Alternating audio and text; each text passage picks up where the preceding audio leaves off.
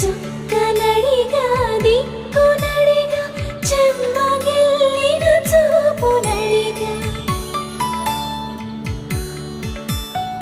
నీరు పొంగిన కనులలోన నీటి తెరలే అడ్డు నిలిచి చూసుకోమని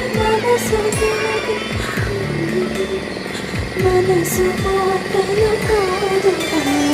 రామ చక్కని సీ